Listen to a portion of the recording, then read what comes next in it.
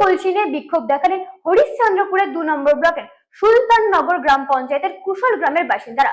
অভিযোগ, গ্রামে পাইপ বসানো হলেও এখনো শুরু হয়নি জল সরবরাহ। সমস্যার সমাধান না হলে ভোট বয়কটের হুঁশিয়ারি দিয়েছেন গ্রামবাসীরা। গ্রামে জনস্বাস্থ্য কারিগরি দপ্তরের পাইপ বসানো হলেও শুরু হয়নি জল সরবরাহ। বাড়ি বাড়ি বসানো হয়নি জলের ট্যাপ। গরম পড়তেই জলের সমস্যা দেখা দিয়েছে।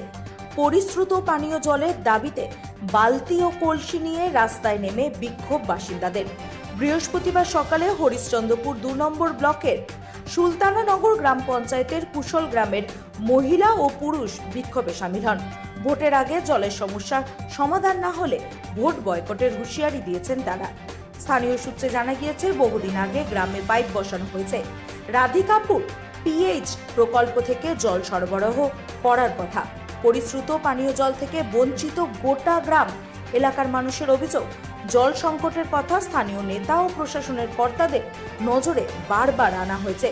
ব্লক প্রশাসনকে স্মারকলিপিও দেওয়া হয়েছে, কিন্তু কেউ বিষয়টিতে গুরুত্ব দেননি। স্থানীয় বাসিন্দা মজিফুল আলম, আরতি মণ্ডল ও দীনেশ তিওয়ারিরা বলেন, 15 বছরে 3 বার গ্রামে পাইপ বসানো হয়েছে, এখনো পর্যন্ত জল সরবরাহ শুরু হয়নি। গ্রামের বেশিরভাগ মানুষ অগভীর নলকূপের জল পান করে, সেই জল দিয়ে রান্নাবান্না করে। কেউ কেউ পার্শ্ববর্তী গ্রাম থেকে ট্যাবের জল নিয়ে আসে। নলকূপের আয়রনযুক্ত জল পান করে বেশিরভাগ মানুষ পেটের অসুখে ভুগছেন। 6 মাস আগে সুলতাননগর গ্রাম পঞ্চায়েত থেকে 1.5 লক্ষ টাকা ব্যয় কুশল শিব মন্দির প্রাঙ্গণে একটি সাবমার্সিবল পাম্প বসানো হলেও ফিল্টার লাগানো হয়নি, সেটি পড়েই রয়েছে সেইভাবে। নেতারা ভোটের সময় জলের সমস্যা সমাধানের আশ্বাস দিলেও ভোট শেষে তাদের দেখা পাওয়া যায় না। তাই এবার গ্রামের মানুষ প্রতিজ্ঞা নিয়েছে, ভোটের আগে জলের সমস্যা সমাধান না হলে ভোট বয়কট করব। বাম নেতা আব্দুল বাসির বলেন, গত 6 জানুয়ারি জলের দাবিতে ব্লক প্রশাসনের নিকট ডেপুটেশন দিয়েছি। এখনো পর্যন্ত প্রশাসনের পক্ষ থেকে কোনো উদ্যোগ নেওয়া হয়নি। শীঘ্রই জলের সমস্যা সমাধান না হলে বৃহত্তর আন্দোলনে নামবে বলে জানান তারা। Bureau report, রাতদিন news network. আমরা ওই সরকারি জল পাচ্ছি না, ভালো জল পাচ্ছি না। আমরা নিজে 20 ফুট করে নিজে পুঁতে টিউবওয়েলের জল খাচ্ছি। ওটা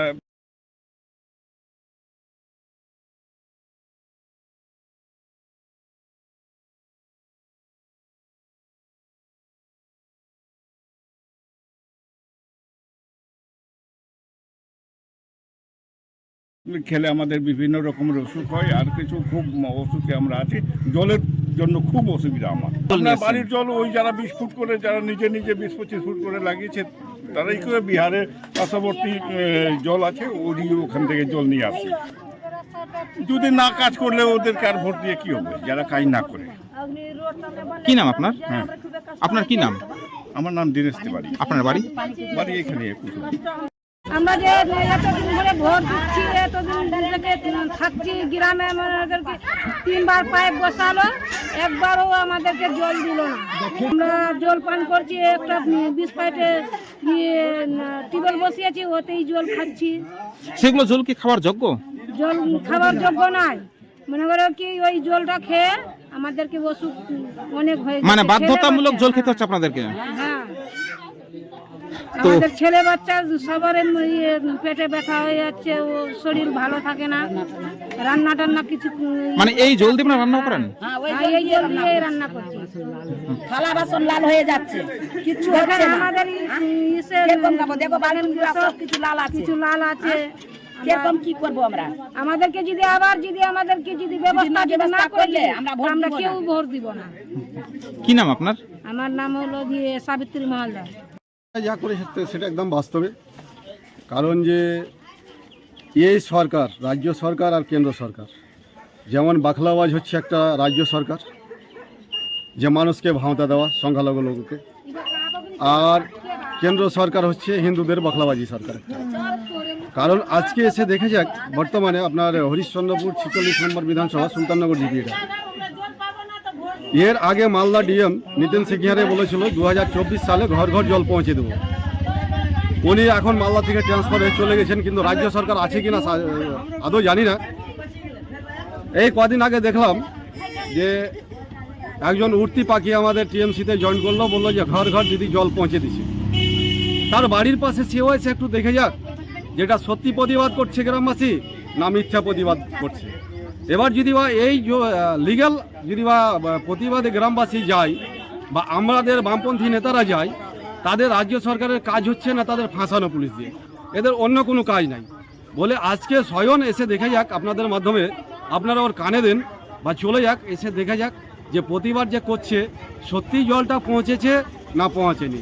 কারণ এর আগে আমরা দেখলাম যে মালদা ডিএম অফিসে পিএইচই কন্ট্রাক্টররা একটা ডেপুটেশন দিল যে ওদের রাজ্য সরকার টাকা দিতে পারছে না, ওদের রাজ্য সরকার টাকা দিতে পারছে না মানুষকে জল কেনার জন্য, আর ভাতার নামে পায়ে মারছে মানুষের।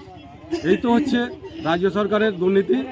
আবার কেন্দ্র সরকার আর রাজ্য সরকার তো কী সেটিং চলছে মানুষ এখন গ্রামের বুঝে গেছে। হ্যাঁ, সামনের দিনে মানুষ জবাব দেওয়ার জন্য পরিস্থিতি আছে। জল বলতে পিএইচিটা আমাদের এখানে যতদিন থেকে এসছে, মানে 5টা মুজালিয়ে আমাদের এই পিএইচি, এটা কোন গ্রামে পিএইচি রয়েছে? পিএইচিটা আছে আপনার ডাঁঠিয়ন মুজাতে, রাধিয়াপুর গ্রামে পড়ছে। তার মধ্যে আমাদের ডাঁঠিয়ন, ডহরা, চকসাতন, কুশল আর সাইরা, এই 5টা মুজা নিয়ে এই পিএইচিটা হয়েছে।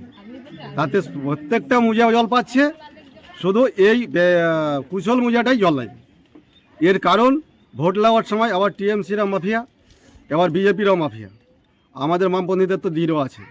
অথচ এর আগে মাস পিটিশন করেছিল, আমি নিজে ছিলাম, নিজে যে ভিডিওকে দিয়েছিলাম, হ্যাঁ লিখিত কপি আছে, মাস পিটিশনের কপি। অথচ এখন পর্যন্ত ব্যবস্থা হয়নি। এরপরে যদি বা ব্যবস্থা না হয় তাহলে কুসুম গ্রামবাসী বা যেখানে যেখানে জল নাই বৃহত্তর আন্দোলনে যাবে, এটুকুই বলছি। আপনার নাম?